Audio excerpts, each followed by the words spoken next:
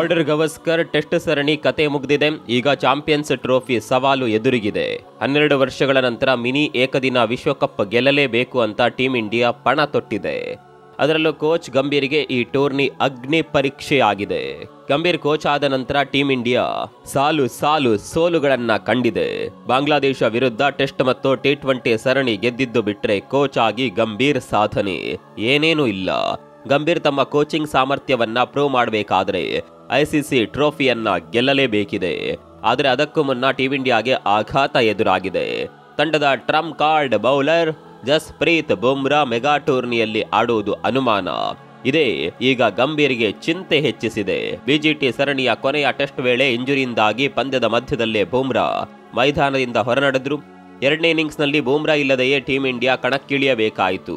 ಇದು ಆಸೀಸ್ ಪಡೆಗೆ plus point ಆದರೆ ಭಾರತಕ್ಕೆ ಮುಳುವಾಯಿತು.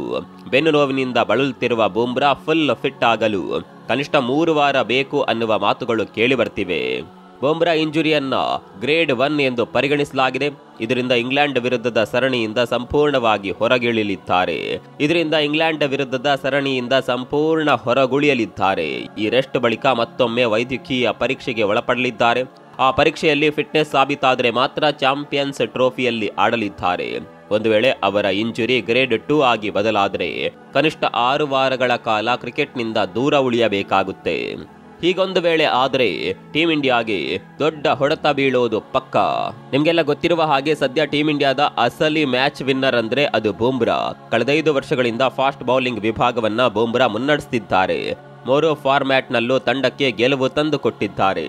ಆಸ್ಟ್ರೇಲಿಯಾ ವಿರುದ್ಧದ ಟೆಸ್ಟ್ ಸರಣಿಯೇ ಅದಕ್ಕೆ ರೀಸೆಂಟ್ ಎಕ್ಸಾಂಪಲ್ ಆಗಿದೆ.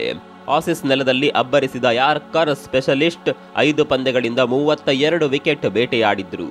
ಕೇವಲ ಆಸ್ಟ್ರೇಲಿಯಾ ಸರಣಿ ಮಾತ್ರವಲ್ಲ, ಟಿ20 ವಿಶ್ವಕಪ್ ಟೂರ್ನಿ ಯುದ್ಧಕ್ಕೂ ಬುಮ್ರಾ ಧೂಳೆಬ್ಬಿಸಿದ್ರು. ಪ್ರತಿ ಪಂದ್ಯದಲ್ಲೂ ತಂಡಕ್ಕೆ ಅಗತ್ಯವಾಗಿದ್ದಾಗಲೆಲ್ಲ ವಿಕೆಟ್ ಬೇಟೆಯಾಡಿದ್ರು. ಫೈನಲ್ನಲ್ಲಿ 4 ಓವರ್ ಬೌಲಿಂಗ್ ಮಾಡಿ ಕೇವಲ 18 ರನ್ ನೀಡಿ 2 ವಿಕೆಟ್ ಎಗರಿಸಿದ್ರು. ಆ ಮೂಲಕ ತಂಡದ ಗೆಲುವಿನಲ್ಲಿ ಮಿಂಚಿದ್ರು. ಸದ್ಯದ ಮಾಹಿತಿ ಪ್ರಕಾರ ಬುಮ್ರಾ ಬೆನ್ನು ನೋವಿಗೆ ಆಸ್ಟ್ರೇಲಿಯಾದಲ್ಲಿ ಚಿಕಿತ್ಸೆ ಪಡೆಯಬಹುದು. ಚಾಂಪಿಯನ್ಸ್ ಟ್ರೋಫಿ ಫೆಬ್ರವರಿ 19ನೇ ತಾರೀಕಿನಿಂದ ಶುರುವಾಗಲಿಕ್ಕಿದೆ. ಇವರು 3 ವಾರ ರೆಸ್ಟ್ ಮಾಡಬೇಕಾದ ಕಾರಣ ಈ ಟೂರ್ನಿ ಆಡೋದು ಡೌಟ್. ಇನ್ನು ಟೀಂ ಇಂಡಿಯಾ ಚಾಂಪಿಯನ್ಸ್ ಟ್ರೋಫಿಗೂ ಮುನ್ನ ಇಂಗ್ಲೆಂಡ್ ವಿರುದ್ಧ ಏಕದಿನ ಹಾಗೂ ಟಿ20 ಸರಣಿಯನ್ನ ಆಡಲಿದೆ. ಇಂಗ್ಲೆಂಡ್ ಮತ್ತು ಟೀಂ ಇಂಡಿಯಾ ನಡುವಿನ ಟಿ20 ಸರಣಿ ಜನವರಿ 22ರಿಂದ ಶುರುವಾಗಲಿದೆ.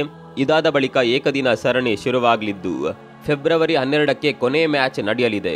ಇದು ಭಾರತ ಮತ್ತು ಇಂಗ್ಲೆಂಡ್ ಮಧ್ಯೆ 3 ಏಕದಿನ ಹಾಗೂ 5 ಟಿ20 ಪಂದ್ಯಗಳ ಸರಣಿಯಾಗಿದೆ. ಟಿ20 ಸರಣಿಯ ಮೊದಲ ಪಂದ್ಯ ಜನವರಿ 22ರಂದು ನಡೆಯಲಿದೆ. ಇದಾದ ನಂತರ ಫೆಬ್ರವರಿ 6ರಿಂದ ಫೆಬ್ರವರಿ 12ರವರೆಗೆ 3 ಪಂದ್ಯಗಳ ಏಕದಿನ ಸರಣಿ ನಡೆಯಲಿದೆ. ಹೀಗಾಗಿ ಬುಮ್ರಾ ಈ ಸರಣಿಯಲ್ಲೂ ಆಡೋದಿಲ್ಲ.